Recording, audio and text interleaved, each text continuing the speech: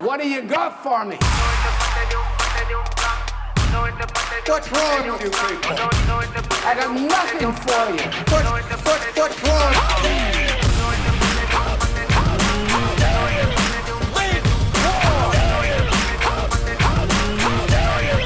You're not David. How y'all feel this morning? I feel rotten. That's how I feel. Well, that was enough for me. We could have had the benediction right there. That was so good. What's going on, everyone, and welcome to The Reformatory, the podcast for the local church and by the local church, and we are your local churchmen. My name is Josh, and I'm here, as always, with the man that needeth no introduction.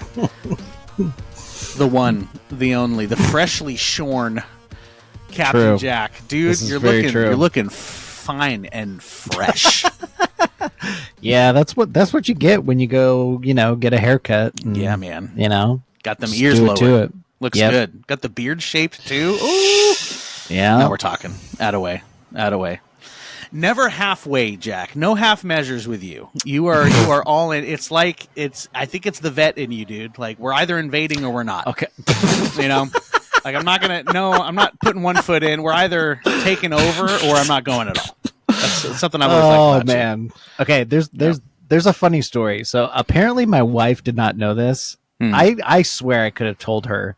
She's like, "Wait a minute. When you were in the Army, did you drive a tank?"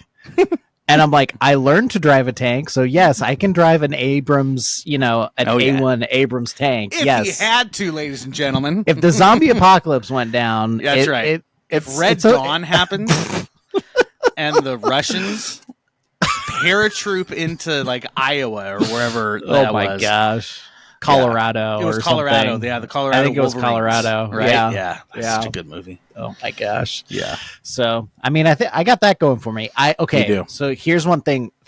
So I had to go to a different barbershop than I usually go to. And we were, the gal who was cutting my hair, we were talking and stuff like that. And military came up. I didn't even have to pull the vet card out. She gave me the discount. Let's go. On the back end. Let's go. See, dude, she wants business. That's how you keep business. I'm just saying, though. That's that dangerous because barber poaching is a real thing. Barber poaching, dude, poaching and a clientele, man. I'm telling you, that's true. I'm telling you, and hey, yeah, you're gonna start throwing discounts at me. We're at least gonna talk. You know what I'm saying? Yeah, that's true. Yeah, Jack, my friend. There's a lot to talk about today. Mm-hmm.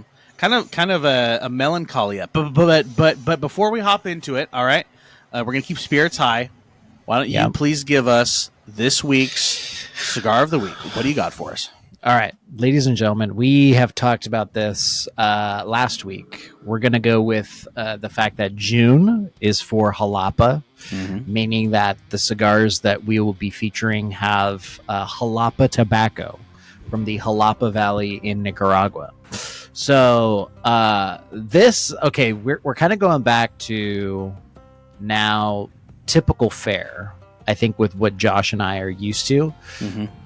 So this cigar is by Foundation Cigar for this week. It is called the Oxum. It was originally called the Metapa, and it had some stuff go on. And Nick Melillo, the founder of Foundation, he renamed it the Oxum Cigar. Or the Oxum, yeah. Anyway, he renamed it from Metapa to Oxum. It refers to the Oxumite kingdom that's in Ethiopia, and the legend is that this the Ark of the Covenant was brought to Oxum by Melanik, which is also a cigar by Foundation.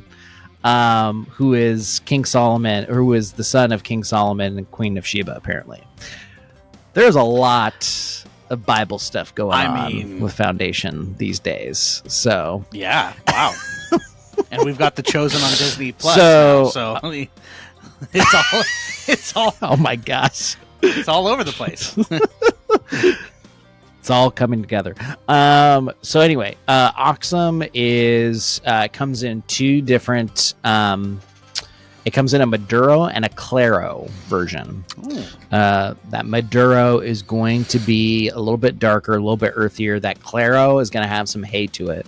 It's going to have a little bit more kind of grass. But the blend is this. The wrapper is Ecuadorian Sumatran. And then the binder is Connecticut broadleaf. And then your fillers are going to be that jalapa tobacco and tobaccos from Esteli.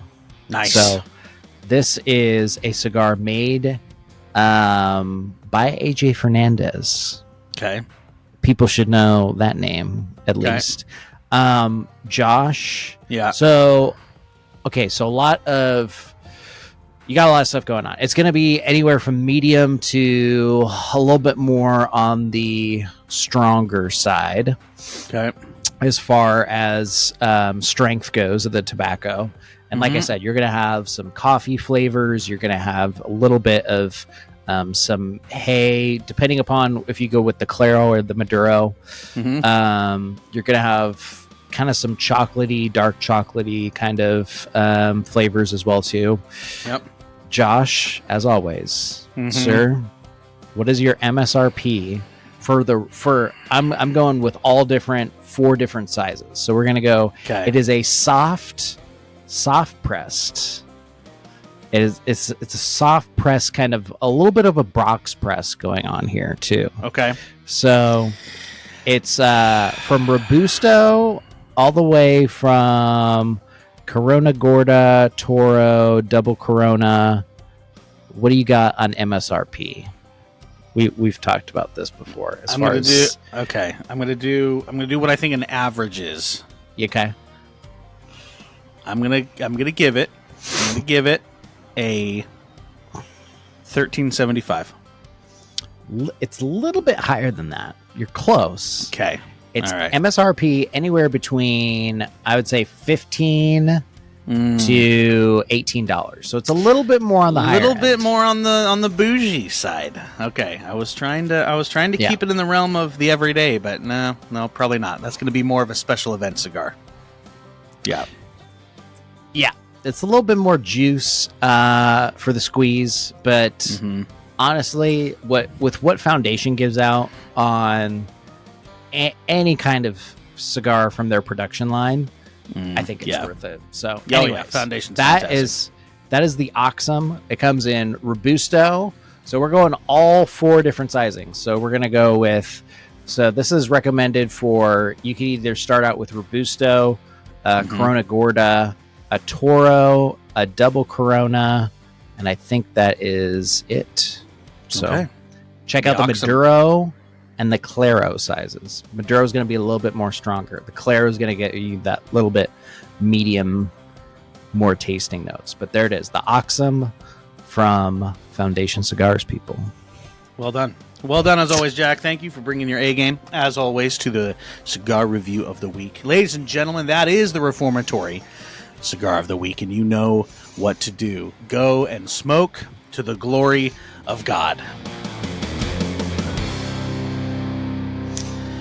All right, Jack.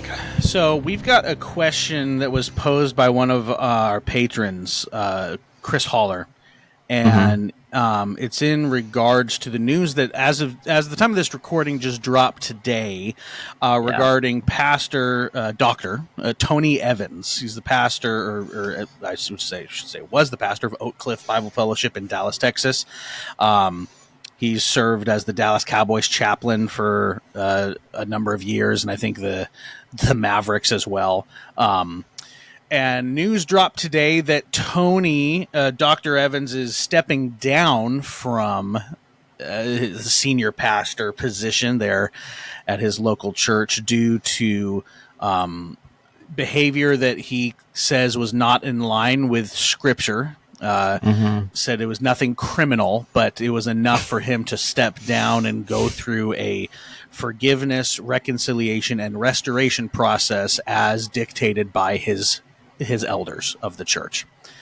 That's all the info that was given. So we don't have any more info than that, and frankly, we're not owed any more info than that. Right? I think we forget at times that if just because someone's a public figure, right, doesn't always mean that everything needs to be exposed. Now, obviously, if there's disqualifying stuff, if there's criminal behavior, then yeah, right. That's not a blanket statement. But some things, in terms of discipline within the church, if the process and the goal is restoration, I don't need every detail of that, right? But the questions always, when we see stuff like this, right, and we can think back to the whole thing that went on with Matt Chandler as well. Well, multiple things with Matt Chandler.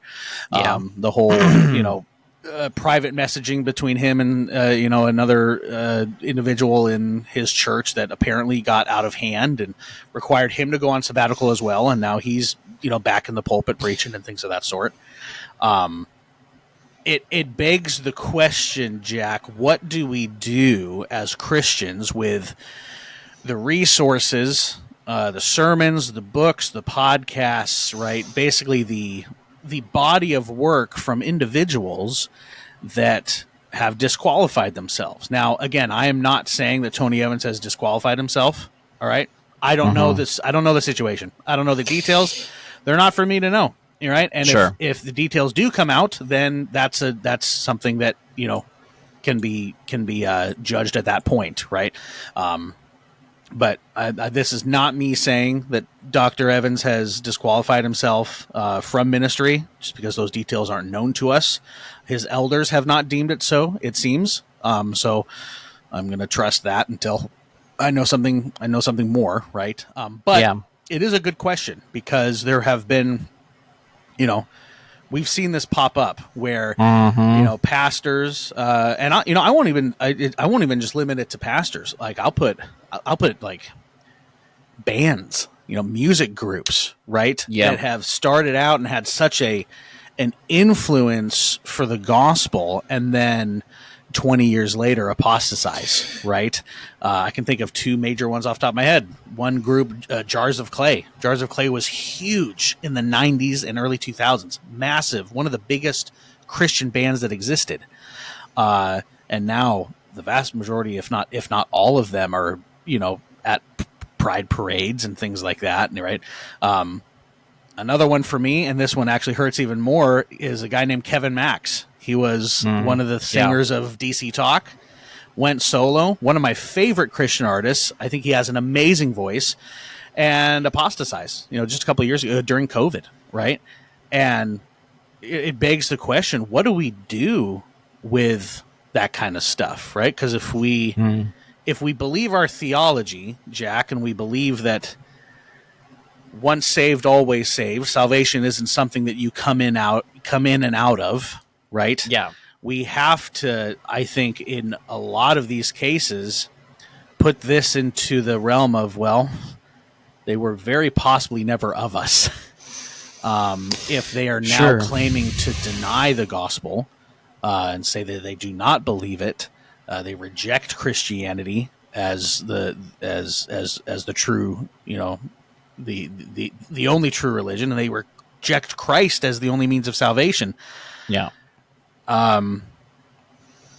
What do we do with that kind of stuff? So that's kind of the question, right? Because you can fill in the gap with as many disqualified pastors as you can think of that have put out some resources and some things that are actually pretty beneficial and pretty good. So, Jack, I'm going to throw it over to you first, man. Is this a don't worry about it, use all the resources? Is this a don't ever use resources from anyone who has disqualified themselves at any point? Or is this somewhere in the middle where it's a conscience issue? I want to throw it to you first and hear your thoughts. Yeah, Josh and I were talking about this offline before we started the episode. I would say some of this has to do with the conscience. Some of this has to do with the means in which certain things have gone down. So, for instance, I can think of a couple very older, now gone theologians. I think this first started to come up. Trying to remember specifically, but there's a huge debate about this. Should we use former pastors and theologians who own slaves? Should we still use their material? Sure. So I remember this at least 10 years ago or more with that kind of idea coming up. Like, they never repented of this. This was always a part of who they were. They never seemed to have repented or anything along those lines. So I think the first instance came up of that. And so for that, like, I think for me, honestly, like, if you own slaves, like, and have never repented of that, like, I think that at least in my conscience, like, most likely I'm not going to read your stuff anymore.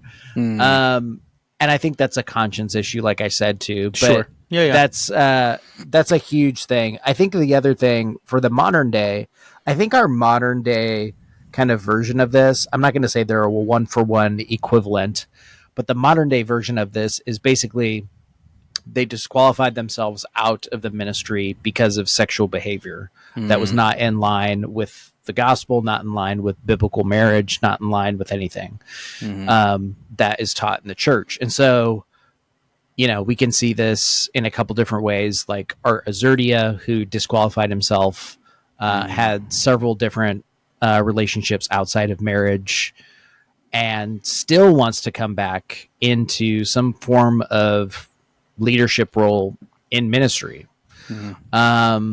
You can see this across the board, I think, with what pretty much every denomination in North America is dealing with right now, with guys who have been convicted of molestation, pedophilia, you know, the list goes on, and they've done that, but somehow churches are letting them back in to ministry because, I don't know, it's a shortage of ministers. But I think the biggest thing comes down to is that if you've disqualified yourself out of ministry, I think that's pretty much a kind of, you're starting on the slope of people should not use your resources to a certain extent. You know, it's kind of singed into my mind, but Art Azurdia was I think he was on, trying to remember specifically, he was kind of a part-time faculty member at the seminary that I went to here in the Northwest. Yep. And when word got out of this, it was very much damaging to a lot of people, because he said a lot of strong things in classes. He said a lot of stuff when it came to hypocrisy, when it came to stuff along the lines of doing one thing, saying the other, and then he literally does not practice what he preaches. Yeah. Right. You know the relationship I have with Art, right? Yes. Or I had. Yeah. And you're 100% right. Like that wrecked my world. It wrecked a lot of people's world. It really did. Primarily because a lot of people did not suspect.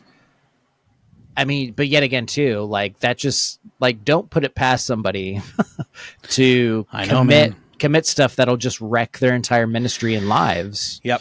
We can't put people on pedestals and thrones that are only meant for Christ. Yeah. Because they will fail. Yeah. And so it's very, and so this goes back to the fact of, have they been disqualified out of a ministry, or have they, and it's even too with, like, you know, there's certain other people around big Eva, you know, evangelicalism, where they have switched theological positions. So I know for a very long time, I can't remember his name specifically. It's like the Bible Answer Man was like Hank evangelical. Hanegraaff. Yeah. Hank Hanegraaff. Yeah. So he went from evangelical to Eastern Orthodox. He did. I remember that shift. So what do you do with all those episodes now that he talked about when he was evangelical and he now switched over to Eastern Orthodoxy? Right. So there's stuff even like that where people, you know, they swim, you know, they cross the Tiber, they go over to Catholicism, or they go over, they apostatize, like it's straight up apostasy, right? Yeah, pretty much. And so that's those are difficult things, but I would say a biggest thing if they have apostatized or if they have absolutely disqualified themselves out of ministry, I think that is there's more of a leaning for me to say, you know what, that makes me question where their heart was at during their entire ministry too. Yeah. In the case of art, it was hard for me to even go forward with any kind of more material that he had, Right. primarily because the details of his adultery it spanned years and he didn't tell anybody. Yep. So, there's stuff like that where I'm just like, I don't think I can go forward with his material, any of his books, any of that kind of thing. And for somebody who apostatizes, I think we don't talk about this when stuff like this happens, where pastors disqualify themselves from ministry or people apostatize. I think we don't take the time to recognize how much, I think, grieving to a certain extent Christians should have for that person. Oh yeah. To make those decisions like that. To think that your local church, like, depending upon where people apostatize from, if it's just very logical reasoning and it's just like, I can't get behind that logic, or if it's very much like, I don't feel like my church, I don't feel like there's gospel doctrine and gospel culture in my church, thus I'm out. Right. Like, for a person to make these decisions and to either sweep this under the rug and not tell anybody in their local church, or negate the fact that your local church plays a very pivotal, central part of your life as a believer. Yeah. I think that's even more damaging. Yeah. Oh, for sure it is. Yeah. I mean, there's stuff that has gone on in my local church. It's very tough. I'm not going to go into details, but it's very tough to deal with certain things that people have done and they've left the church over. Yeah. And they've gone under church. I mean, our pastors have been very stern, like, this is the way forward. If stuff is not reciprocated, like, we will say that they are not a believer. Right. Right. Yeah. Stuff along those lines. Yeah. It's just very difficult to deal with. And I don't think that when we have these conversations, we don't think about the aspect of grief or lament over that as much as we do, like, I think a lot of these times we treat it as like a PR, sure, a PR nightmare or something like that, which is like really bad to think about in the local church. Yeah. But I mean, it's both, right? In that we should have grief, but it is a black eye, especially when we have figures that are so prominent within our culture and are so well known, right? And again, that's one of the problems that I have with celebrity pastors. It's not the only problem I have, but it's one of them, is because when you fall as a celebrity pastor, you are a cultural ambassador to Christianity, right? Might not be true Christianity, but it's what the world thinks Christianity is, right? So we see all of these mega church pastors cheating on their wives, embezzling, all right, things of this sort, conning their congregation out of a new jet, right? And these are all things that are public and loud and flashy and stick in people's heads as to what Christianity is, right? And you see that so much in the PNW here. Yeah. So much of people's exposure out here to Christianity is just that. It's the mega church pastors and televangelists, right? Just getting someone to understand that Christianity is something more than just asking about money is hard, right? Yeah. And it's one of these things, Jack, where like it's such a, you're 100% right in that it's such a horrible situation to find one in, because Like, okay, I mean, we keep bringing him up, but take Art. I was friends with Art. Art baptized me. I was, I believe, saved under Art's preaching. The Lord used Art and his preaching of the gospel, the unadulterated, true gospel, to break me. I remember the day I was at a Bible camp, and him and my dad were preaching together at the Bible camp, and Art preached the sermon, and I remember the question he asked. He said, he went through the gospel, and it says, I believe I am a sinner damned to hell without Christ. Do you? I believe Christ is my only hope for salvation. Do you? And I broke, right? And the Lord used Art to show me my need for Christ, right? And I'll 100% admit to you, it is a current question that I have now. How can someone preach so passionately about the gospel to the point where it's wrecking, this 15-year-old kid, right? Coming to grips with his sin for the first time, coming to understand what grace truly means for the first time. And then, but years later, it all comes out that during that time, the time that he's preaching the gospel to me, he's having affairs. Yeah. Right? That blows my mind. And it doesn't blow my mind in the way that, I don't understand how he could do that. Like because I understand that I am just as capable. It's not a, how could he do this kind of thing. It's so horrible that it shakes me, because I know that without Christ, I could do the exact same thing, right? Yeah. There, but by the grace of God, there go I. It's not a shock as to like, I can't believe he's done this, because I could do it just as easy. And it floors me how passionate one can be outwardly while inwardly denying the very thing that they're preaching. And Jack, it was that's where it's hard for me to, I think, I'll fully admit, I think in the vast majority of cases, I believe you're right. It's hard for me to get there. Yeah, sure. It really is. It's really hard for me to get there, even though I believe, like I said, in the vast majority of cases, you're right.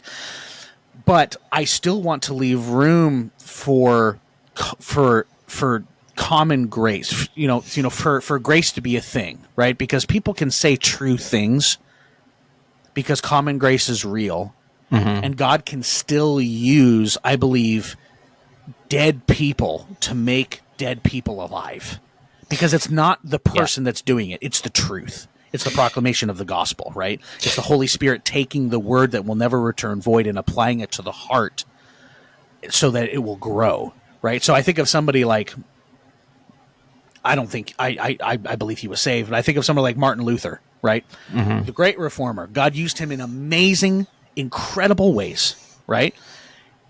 He would, I do not believe, would be qualified to be a pastor.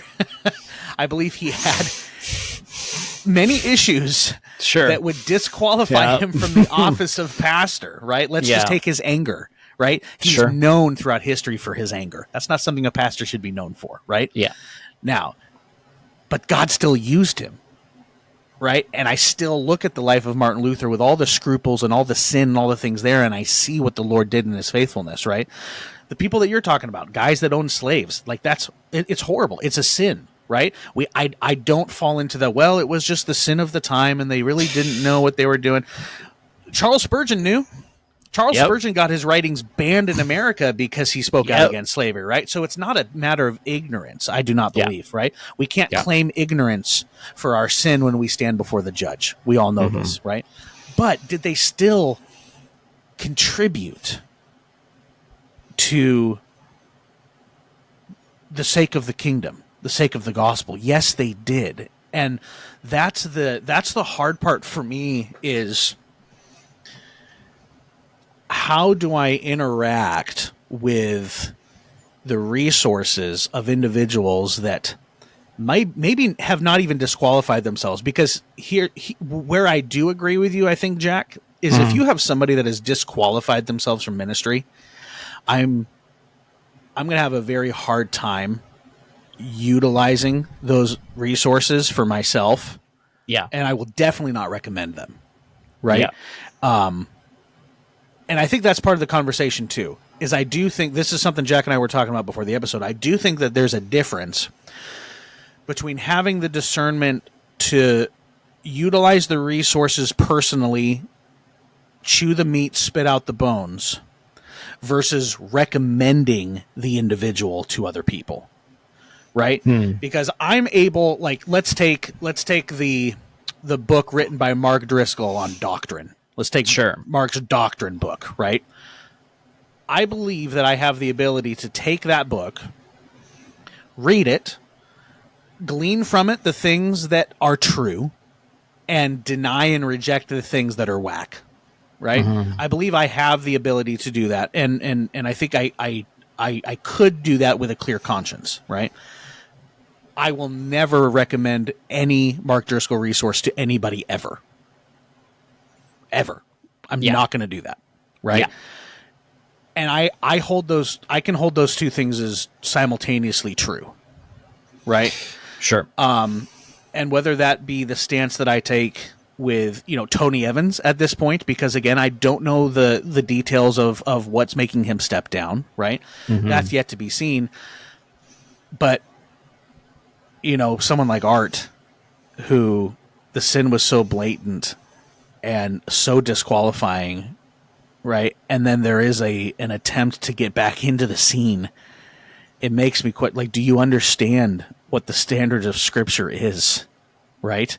Take someone like Carl Lentz, right? The Hillsong guy, right? Yep. Same deal. He's trying to get back into it now too. Right? I just shared something on Twitter the other day about him trying to say like I'm not a disgraced pastor. I didn't fall from grace. I fell into grace. It's like, oh, okay. Sure, there is forgiveness and reconciliation for the sinner. Praise the Lord, yes and amen. But that does not mean restoration looks the same. Yeah, right. And that's the crux of it. I think is, can you utilize the resources from those that have disqualified themselves? Yes, you can. Should you recommend them? I don't think you should. And you also, while utilizing those resources, a question that I try to ask myself is, can I get this resource somewhere else from a place of, I would say, a place of wholeness that hasn't disqualified themselves? Yeah. I think at the end of the day, I do believe it is a conscience issue.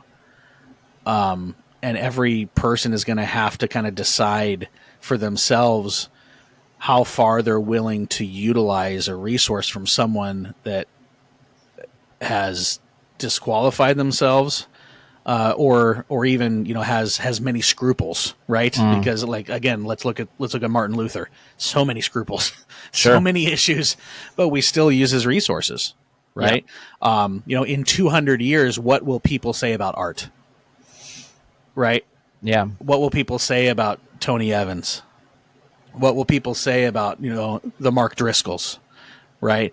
I don't know. Yeah. And people had to make the same decision with Martin Luther in his day that we're having to with people like, that we're talking about. So yeah, I think it's a conscience issue, but I do agree with you that if disqualification has happened, Jack, I have a very difficult time utilizing those resources myself, just because I know that they were never coming from a place of truth, even though what they might be saying is true. It's really hard for me. And I will definitely never recommend them. Yeah. It even goes into probably another episode that we're probably going to talk about, which is, the third commandment and using the Lord's name in vain too. Which is not typically what people, I think that gets misused a ton, but it does play into kind of what hopefully we'll talk about maybe next week with that topic. But yeah, it's just, and me not using somebody's resource is not a way to like gloat Oh, sure. or not use their stuff. It's more like, hey, it's like you got to weigh out your witness as a believer and what you use, and the tools that you use and the people that you use in order to, strengthen your faith, and kind of steer you in the right direction as far as doctrine goes. Yeah. Right. Doctrine and practice. But yeah, it's not something as easy as this person did this, thus done, game over. Right. Right. There's just a lot of minutia to it. Yeah. But I feel like you should take the time when somebody does some stuff that is disqualifying, whether that be a sin issue or an apostasy issue. I don't think there's enough lament and grief that we take the time to do with that individual. Yeah. But, there's another aspect to this that I think ties us back into the local church, which is, your pastors as the members of your local church are sinners.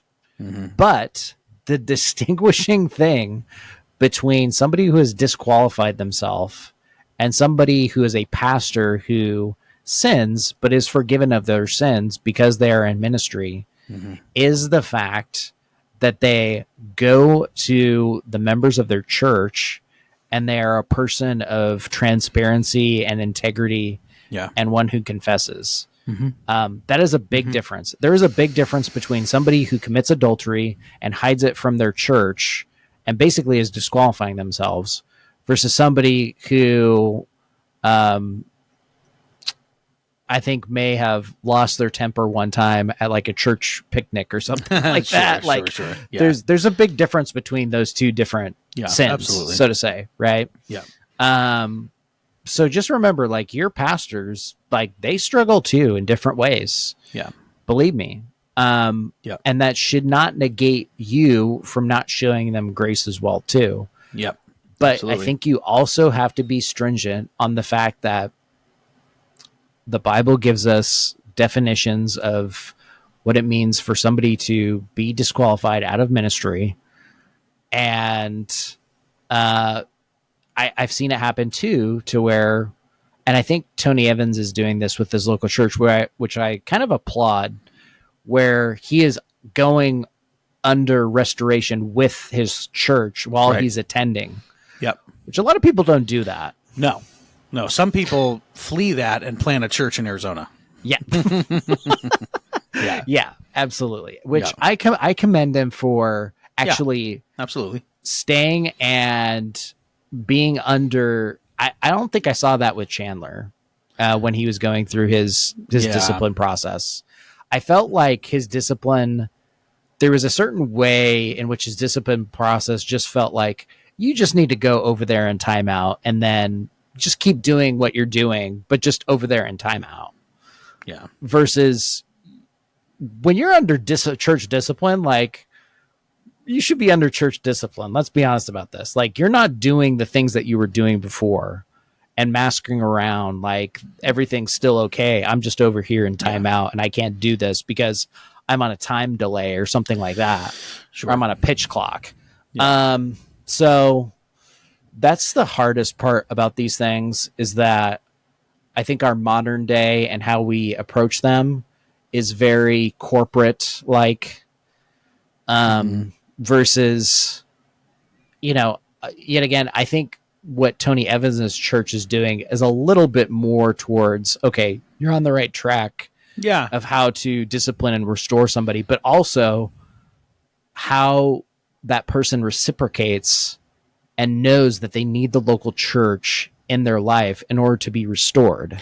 Yeah. Well, and look, 100%. Right. And I think that's a good place to kind of land the ship, is that, regardless of whether or not Tony comes back to the pastorate, he is engaging with this correctly. Mm-hmm. He's doing it with his elders and with the membership of his church. His church knows what's going on. His elders know what's going on. Mm-hmm. And they are working with him, and he is submitting to them. I applaud that. I do. I applaud that. and that's something that I wish we would see more, right? Because where I want to land this is, regardless of things, regardless of ways that you have fallen and failed, there is always forgiveness to be found in the gospel of Christ. Always. Yeah. Grace is always a reality. You will never, ever out-sin the grace of God. You can't sin so much that the cup of grace stops overflowing. Now, that does not mean that there are not consequences. Exactly. Right? That does not mean that you will be restored to the same place or position that you were before you sinned. There are standards in Scripture for a reason, right? And by the grace of God, we stand in those qualifications.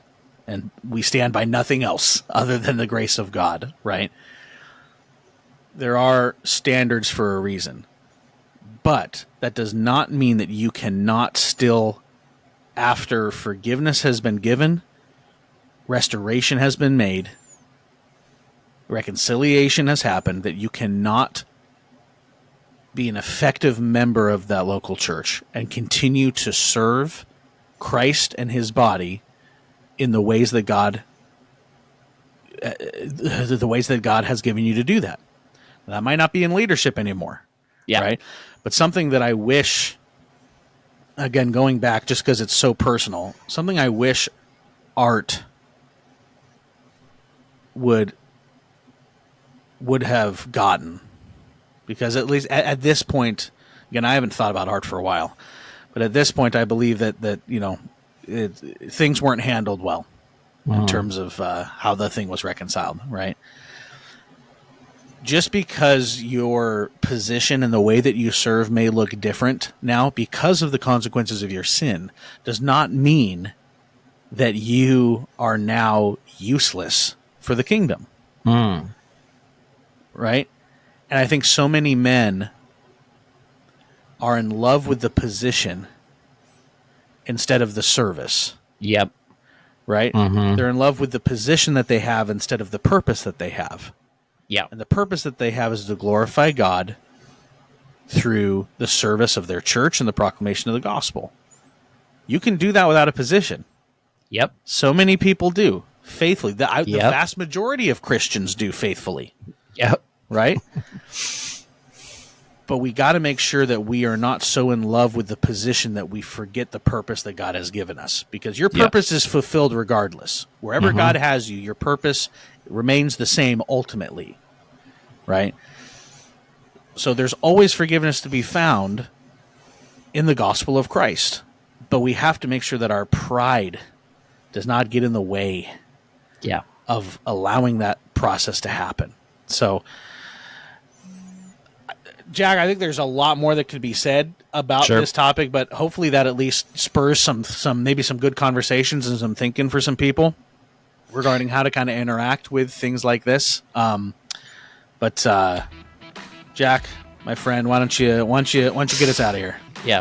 Yeah, ladies and gentlemen, boys and girls, if you appreciate Josh and I's attempts at very solemn topics like this that affect our local churches, and believe me, there have been pastors in certain networks that I've been a part of that have been disqualified because of certain things, and it's tough. It is never easy. But if you have additional follow-up questions for us, if you want to DM us about certain things, episode ideas, anything along those lines, you can find us at the sociables, if you will. Yes, the metaverse, the Facebook, the Instagram, goes well with chocolate and marshmallow, the sociable formerly known as Twitter, X.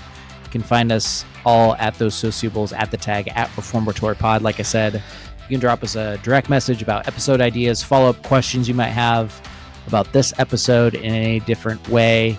Josh, you can tell the people how they might support us and look for our content on other platforms, if you will, sir. That's right. Well, if you would like to watch this episode at the same time you're listening to it, you can head on over to YouTube, We have a YouTube channel. Just search for the Reformatory Podcast on there. Like, comment, subscribe, hit the little bell for notifications. Share this episode with a friend. We'd really, really appreciate that. You can give us a 5-star rating and review on Apple Podcasts. And last but not least, we have a Patreon. All access, the Podluck, we call it. And in that Patreon, you get bonus episodes. You get this episode early. We have the Reformatory chat on there. It's a lot of fun. We enjoy doing that kind of stuff. Jack and I just found out that you can live stream from our service here. That's an update. We're gonna contemplate some live streams. That kind of sounds fun. Dude. That sounds a lot of fun. And all of that can be yours. All of that and more can be yours for $5 a month. That's cheaper than Starbucks coffee. Believe me, I just bought my wife Starbucks, and it was over $5, and I about threw a fit. But I love my wife. All right. No, in all honesty, she threw a bigger fit than I did. She saw the title. She saw the total. She's like, I'm never coming back here. I'm never shopping at Starbucks again. So if you're like my wife, and you have a $5 a month burning in your pocket, maybe send that over to the Reformatory. Support our goal here to make the local church central in the life of the believer and get some pretty cool perks along the way. And if you choose to do so, our pledge to you is that your name shall be hallowed. Hallowed, sir. Hallowed. Hallowed through the halls of the podcast. That is our pledge to you. And thank you all for listening, and we will catch you on the next step of the Reformatory.